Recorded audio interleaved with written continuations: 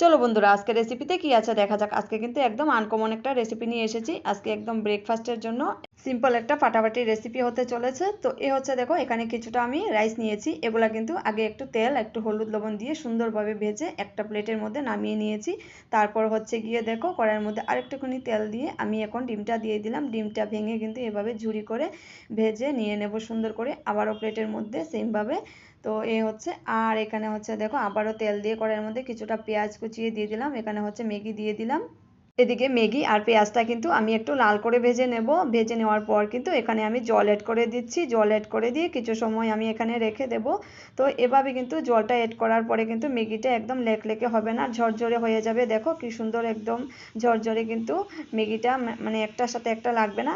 আর এখানে কিন্তু কিছুটা কাঁচা লঙ্কা আমি এখানে অ্যাড করেছি। তারপর কিন্তু যেভাবে আমি ভেজে রেখেছিলাম রাইস আর হচ্ছে গিয়ে ডিমটা আমি কিন্তু দিয়ে দিলাম। দিয়ে তারপর হচ্ছে মশলাটা উপর দিকে দিয়ে সুন্দরভাবে নাড়াচাড়া করতে থাকবো যত সময় ঝরঝরে না হয়ে যায়। তো ফ্রেন্ডস, এভাবে কিন্তু তোমরা কিন্তু ট্রাই করতে পারো। সত্যি বলছি, খেতে কিন্তু অসাধারণ লাগে। আর বাচ্চাদেরও কিন্তু এই খাবারটা খুবই পছন্দ। আশা করি বড়দেরও এই খাবারটা পছন্দ হবে।